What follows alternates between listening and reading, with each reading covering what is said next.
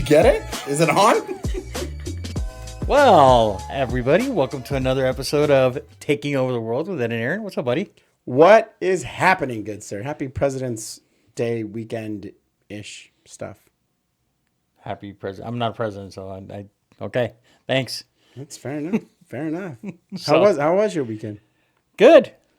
Worked. Oh, yeah, I know. I had to hear all about it. I walked in this morning, jumping all over me. How was your weekend? I was like, oh, it was good. How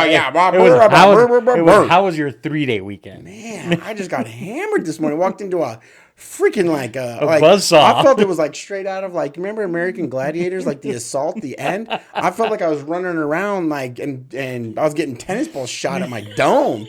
I just walked into like full blown, like I don't even know what's happening right now. It was intense. Well, you say it's intense. It wasn't really that intense, but whatever. We'll get past that. That's fair. Yeah. That's fair. No, I did nothing. I worked. All right. Saturday I was running around. Worked. He likes to throw that in. I worked. Yeah, we get it. And then yesterday just had appointments and. All right, let's talk about intense. Let's address the elephant in the room. Okay. Oh no. You have officially crossed into that realm where you have to. The family dynamic is changing. There's conversations that are being had. Oh. There's stress that's being put on. Well, it all. I mean, we're not diving into people's business, but yes. life came at you. It did. So found out that Amanda had a boyfriend. Okay. Found out via text. Nice. Because for some reason she's paranoid to tell us, like if we were gonna attack her, right? That's I guess the fear she had that we were gonna be like, what do you mean, and like grill her and stuff. So, it's funny because she's afraid of mom, but she'll tell mom, and then me she won't be as afraid of, but she'll be like, okay, so she ended up sending mom a text message saying, hey, you and I are gonna receive flowers for Valentine's Day from my boyfriend. So mom sends a message like, boyfriend? She's like, yeah. And then she's like, who's the lucky guy? And then we found out. So they met online. They've been together for a couple years now. It's been interesting. And he lives in Canada. So I don't know how I feel about that. A little bit older. Whatever. I mean, like we were talking, the age sounds weird now, but as you get older, the difference in age doesn't seem that bad. Right. But it was weird. But we had the conversation, and I don't think it went the way she expected. Well, that was my point. It's interesting. We love ourselves some Amanda, and we're not trying to put anything out there. But it's as life changes, and like we always talk about our kids on the shows, and like my daughter who had been sick and stuff, came back, she had mono. I'm like, well, who are you kissing at 10? Now we got mono, right? So it's just funny how different stages of life have these conversations, and it's funny how probably Amanda had a picture, of how the conversation was going to go, and. We have that in real estate. We have a picture of how the conversation's going to go, and it doesn't always go that way. Yeah, she had her brother, her younger brother, Brandon, on door duty. Oh. Just so in case. like glass, like straight out of like a movie? Like I he's think got the so. ear to the glass to the door? Like yeah, I think he was waiting to see if like there was violence happening on the inside. How violent was going to get. You got a what? A who? Right. What's his name? What's his social security number? Where does he live? And surprisingly, I was the rational one. Really? So dad didn't go full no, like background check, FBI, like no, tracker, stalker. So the way I spoke to Mercy about it afterwards was, I think we've done a good enough job raising her right and teaching her and letting her be her own person to where I trust her judgment on things. And number two, if we're honest, they do a hell of a lot less than I did at that age. Well, that's a podcast for another day. That's a podcast that has to be censored and can't be shown to anybody. Well, but I think that's what a lot of people, don't realize, how you are as a parent, how you are as an adult, how you were raised, it all translates, right? I feel like everybody wants to be better than their parents. Like, regardless if Right. your parents were great parents, terrible parents, absent parents, completely involved parents, whatever it is, like, I look back at my childhood and I'm like, okay, I thought my parents were amazing, right? But what can I do to be even a better parent for my Right. kids? And like you said, you hope that you've given them the values, taught them right versus wrong, and that when they find themselves in these situations, they do make the right decisions. And like, we always kind of talk about how it relates to business, but it really does. It's like, like in real estate, we try to train new team members the right way. We try to, show them right versus wrong, the right way to do things, how to call, how to schedule showings, how to do this, how to do that, how to market, what to say, what not to say. And you hope that when you send your real estate kids out into the market, they make the right decisions. They represent you well. And it's funny that you say, because like I have a buddy that I coach with, and he'll tell us, like, it's not that I've taught you right from wrong, which they have, but it's Right. like, when you're out there, you're representing our family name. So like for your kids, when they're out there, they're representing the Arasi family name. When my kids are out there, they're representing the Dalzell family name. And when our agents are out there, they're representing the OGRE network, Right. and our partnerships, So it's like when we start to do these deals and stuff, it's like they're not only representing them, so you try to put in this work and teach them right versus wrong, so that the kids, the agents, your team members, you can look back and be like, oh, look Right. at them, they're all grown up now. Yeah, and you're absolutely correct. We try, sometimes as parents, as team leaders or whatever in business and life, we try to say, well, we made a bunch of mistakes. We don't want them to make the mistake. Right. So we try to overcorrect Yeah. by making those mistakes. And saying, oh, we don't want you to make that because I already did that. I've been there, done that. I know it's going to work. But sometimes you have to just trust in the process. Right. Right? It's the process. You have to kind of let them say, okay, we've done what we can. You're going to make mistakes. And what I found personally is with everything, right? If you put too much pressure, whether it's your kid, whether it's an agent on your team, the more pressure, it's a pressure cooker. It's going to blow up. Yeah. So you just have to kind of let it go to a certain point. You have to make sure that you've done the right thing. But yeah, I was very, very, very, very understanding of the situation. Number one dad for the weekend. Well, and because it's funny. I would say number one dad for the week. Woo! Yeah, that's definitely my. We'll send my you role. your certificate in the mail. You can post all about it. I will have You to. can be the top. I will one. be. I'll be You can holding the- it up. You can be the top Now- 1% dad in your house. Now, what I did get in trouble with, because I gotta say the bad stuff too. Yeah. So when the flowers were coming in, I was trying to see what the flowers said. Ooh, you tried to spy on that. That's the line. Oh, that might have been the line, buddy. That might have been the line. So Brandon was there. She was actually at school and then coming home from school, and Brandon's like, "Dad, they're not for you."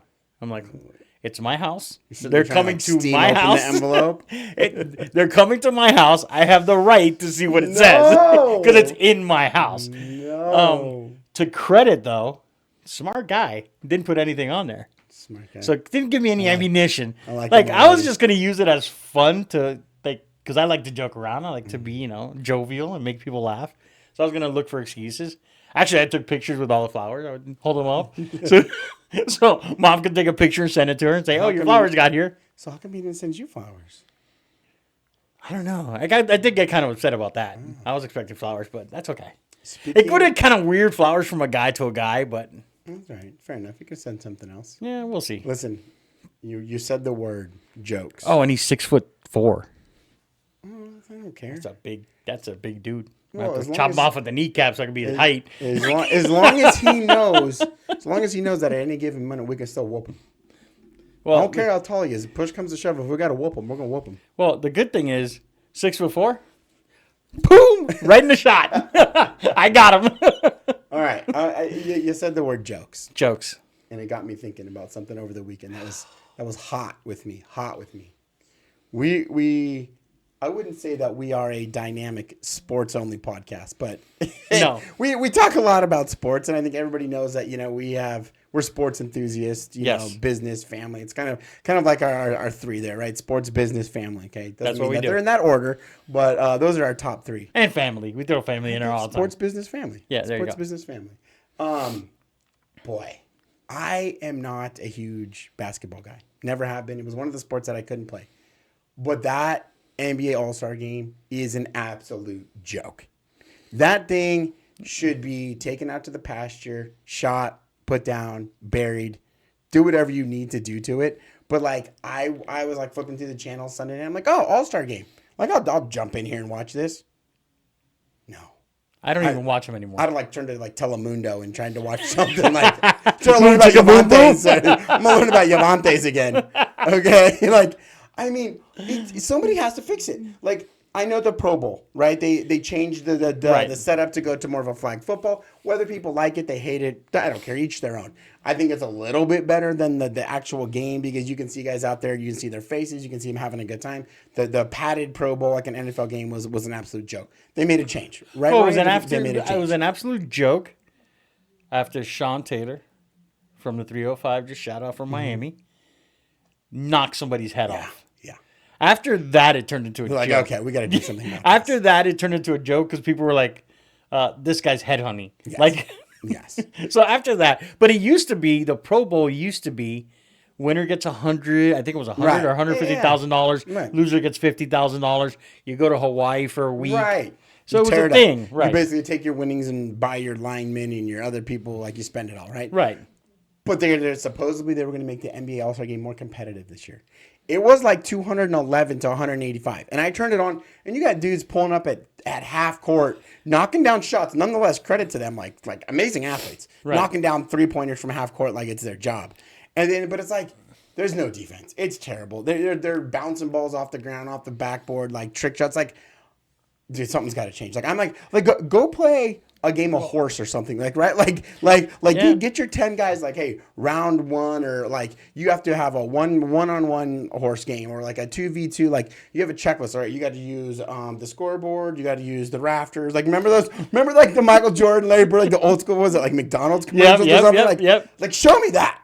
That might be more entertaining than what I saw for like 30 seconds. There's a couple takes I got from the weekend from different people. So Stephen A., I think, had an interesting take, and I agree with some of his stuff sometimes, and sometimes I think he's way out there. But one of the things he said was that LeBron James ruined the slam contest. Because the dunk contest. Because back in the day, it was an honor to be on it. Right. Like, Vince Carter was... Vince Carter's name is synonymous with the dunk contest. Right. I mean, he's the guy. Right. Jordan always wanted to be there. Right. Like, everybody wanted to be there. Right. When LeBron was the next guy up to be there, he's like, nah, I don't want to do that. So then other people behind him were like, oh, LeBron's out? Yeah, I don't want to be out of it. I want to be out of that as well. So people started, like, the people that were synonymous with basketball, right? The next generation of superstars were all opting out because LeBron chose to opt out. Right. But then again, you said you want more competition. People were all over Michael Parsons because he was going all out on the game, the celebrity game. Right. And Stephen A. was like, you're running over women. Like, you need to slow down. And he was like, they're athletes and they're out there. They're getting run over. Fair. They're getting trucked. Fair. Like Fair. That's what he was saying. He's like, yep, they're out there. I'm going to truck them. That's it. And listen. Find me a balance in between, okay? The celebrity game, maybe we dial it back. He won the MVP of the celebrity game. He finally got a championship. But when you run like the actual NBA dudes out there, like, and they're not doing anything. I mean, like, it can't be fun for them either. I think for them it's just a break. Then like give them a break. Then why play the game? That's my point. Like, if I get it, like these athletes, I mean, they're practicing. You know, how many times a week, the nutrition plans, the recovery plans, the games, the travel. Like, by no means do I think it's an easy job whatsoever. But it's like, if you want the break, then fine. Let's not play the game. Let's do the skills competition. Let's end it with a game of horse. Let's end it with something like the Pro Bowl. Like, here's your break, and it's at the end of the season, right? Obviously, you got the Super Bowl still. But it's like, you know, like, it's following up at the end, and you can have a little bit more of that. But they've gone away with the actual game. Like, find a different competition. Like, have the skills. Find something else, because I come off thinking the NBA looks bad. How about the 3-point championship?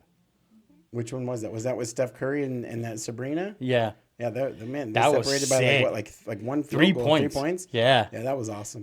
She's a beast. And then somebody put out there's like, I don't care, male, female, I don't care, shooters shoot.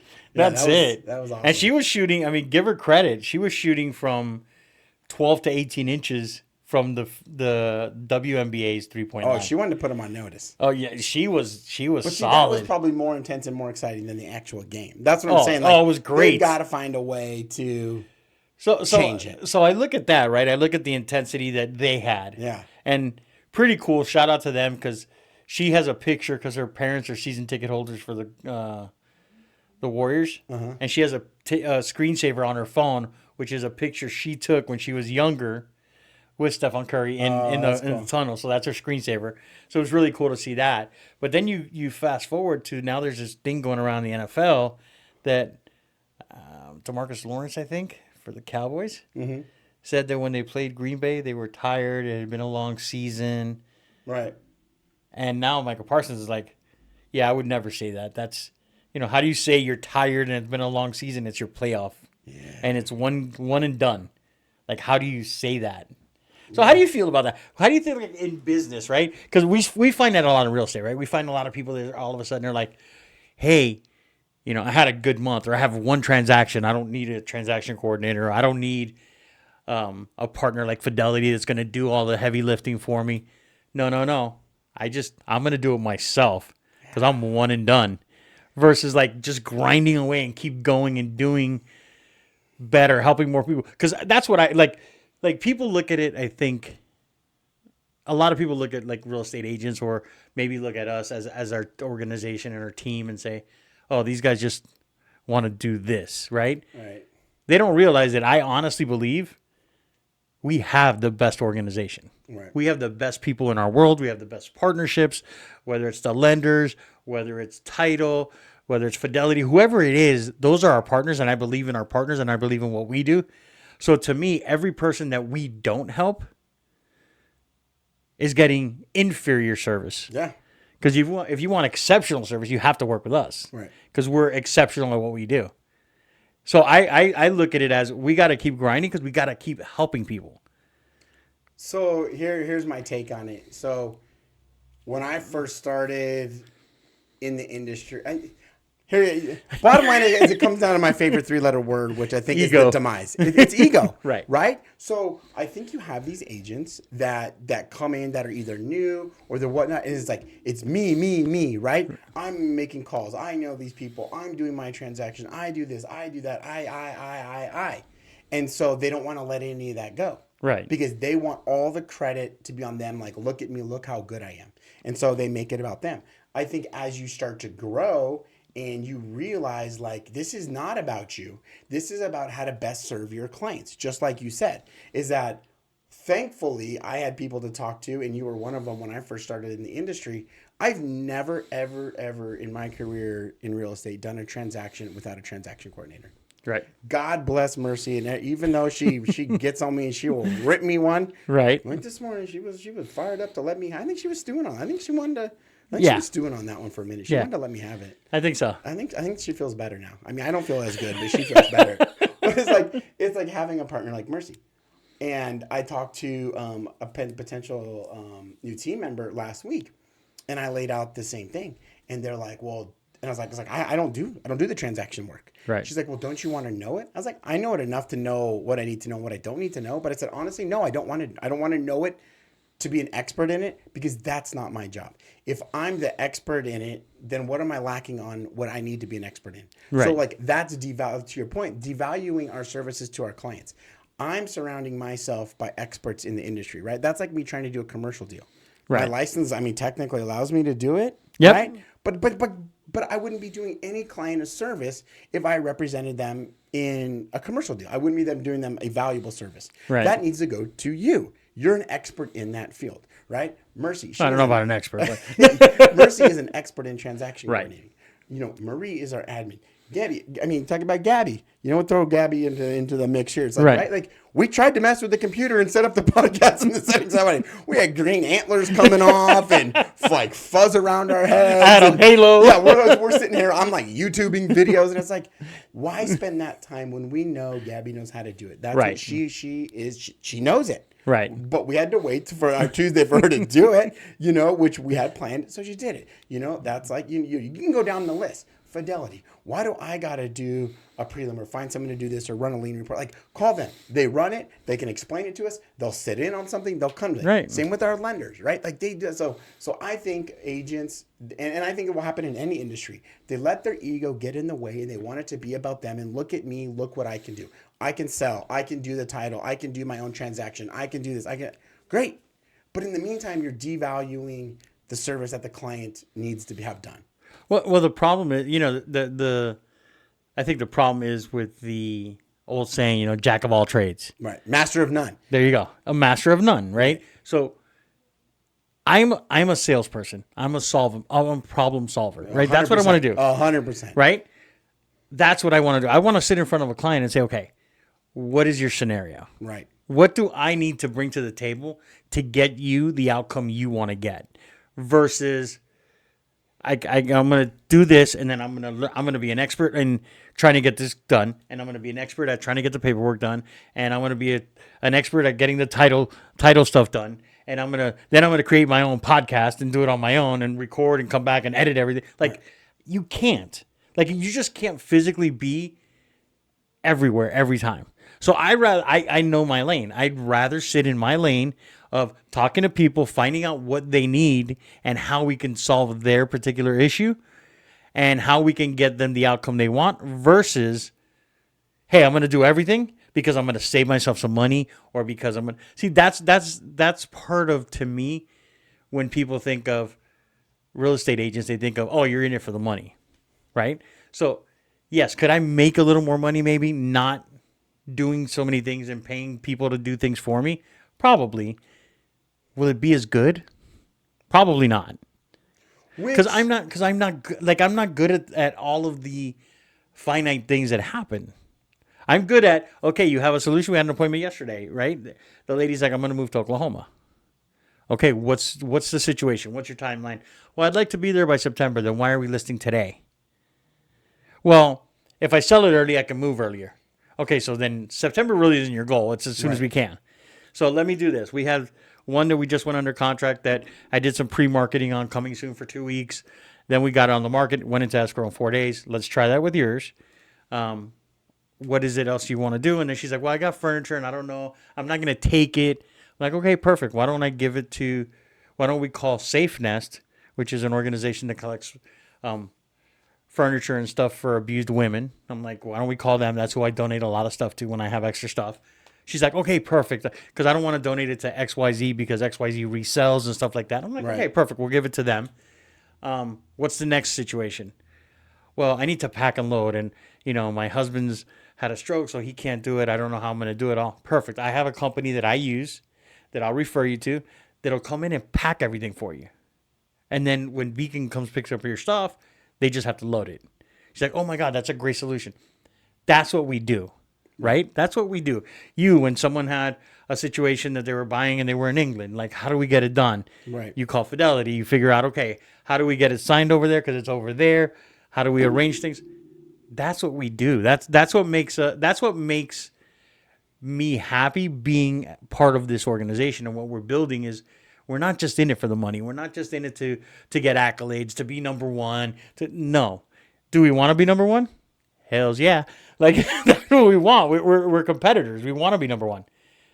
But what's more important? It's taking care of the clients. Well, and so this is interesting because I've had this conversation with somebody before, and I talked briefly with my coach about it this morning, is that when people don't create budgets and they go cost conscious, right? So you get these agents, well, I can do the paperwork and I can save myself $300-400, right? Right. Great. Then you're going to do something else. You're going to save yourself another $100. Great. So now you saved $500. So yeah, I'm cash flow positive by $500. Okay, outstanding. But how many hours did you now devote? How much mind time and space did you commit to doing that you could have been going and looking for another deal? So you saved $500 and you started to talk about short-term versus long-term, and like Band-Aid thinking is like, okay, yeah, I saved $500 here because they're thinking about them and their money they're saving instead of thinking big picture and client value, right? If I spend that $500 and outsource that to our team, it's not like we're outsourcing it to people we don't know. Like you said, it's Mercy, it's Marie, it's Gabby, it's Fidelity, it's Pearl. It's Pearl. So all this stuff is done with our business team that we've put together. So it's not like it's not going to people we don't trust. It's going to people that have the same standards as we do. But now we outsource, we spend that money, we put it in their hands. The guest service, the client service continues to grow with that, and it allows us to go back and go find even more people to help, right? So now that $500 saving actually cost us could be $10,000, $20,000 and two families that we couldn't provide our service to make their experience next level, so that we weren't just the real estate experience wasn't guilt by association where they're a number, they're just passed along and so forth, right? And then it goes into this, is that like, you're right. We don't focus on, well, if I do this, okay, listen, like Carry the One, like full Rain Man, right, hangover, counting cards, like insert formulas and stuff popping above my head here, right? We're not trying to beat the system to go be number one on the board.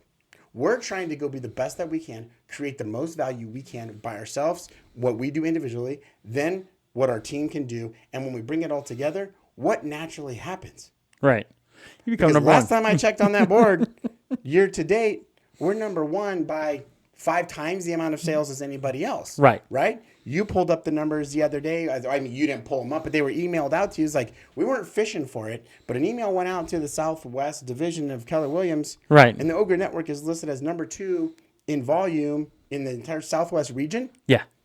And I mean, it's not like we wrote, okay, here's our goal. Be in the top 3 or be like what we knew our goals were: create value. Right. Right? Help as many families as we can.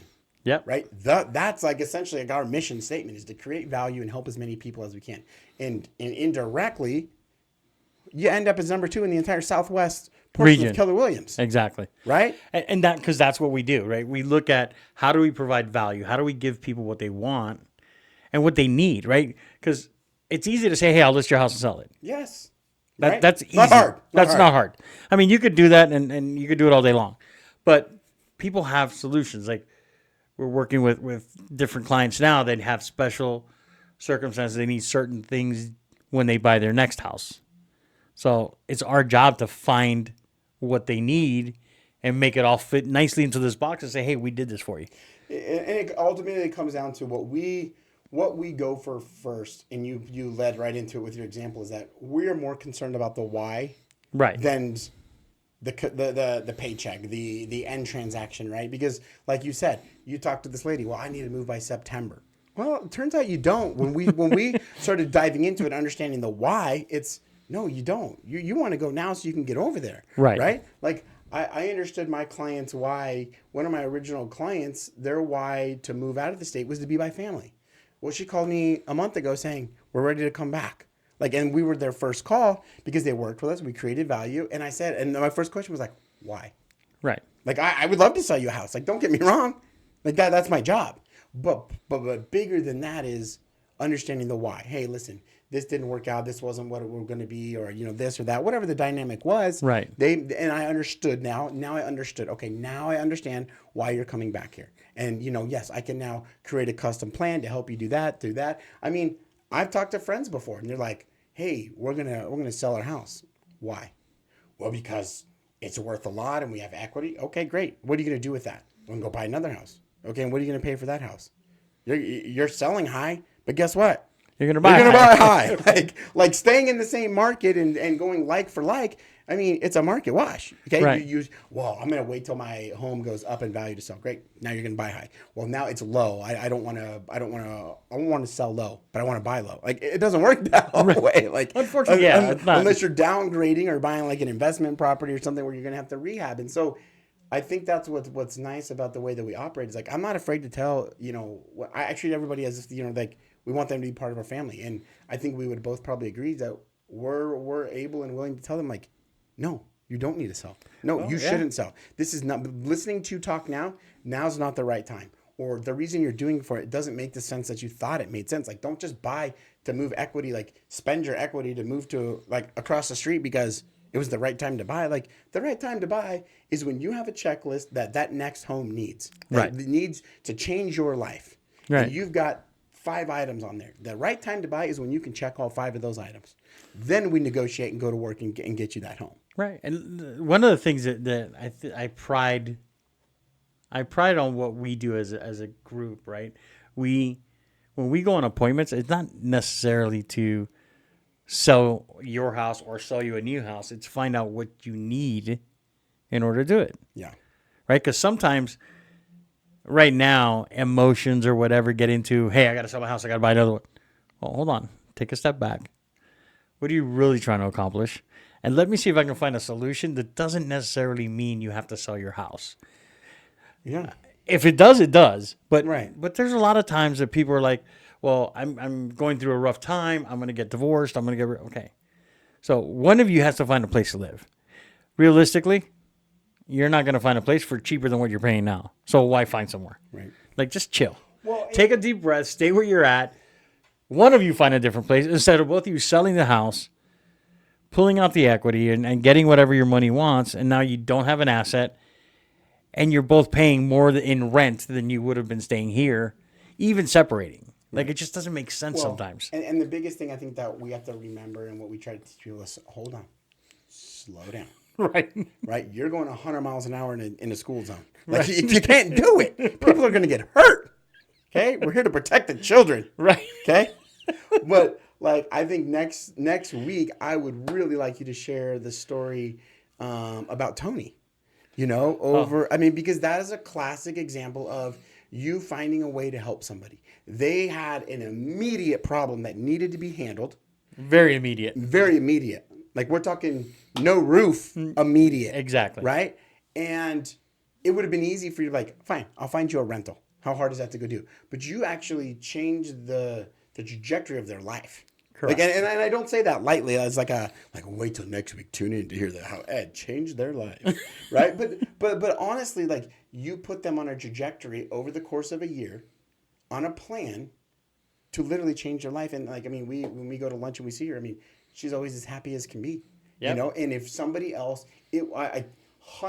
98 times out of 100, somebody else in that situation would have put her in a rental, fixed the immediate short-term issue instead of asking the questions, figuring out the why, and putting her on a path to home ownership. So we will talk about it next week. That's a great plan. That's what I'm here for. All right, buddy. Have a good week. Are you going to set any appointments this week, or you're just going to... Listen, guys, next week, tune in to Taking Over the World with Aaron, as Ed will be on the IL. Okay, he's getting kneecapped, folks. All right, brother. We'll see you, man. Have a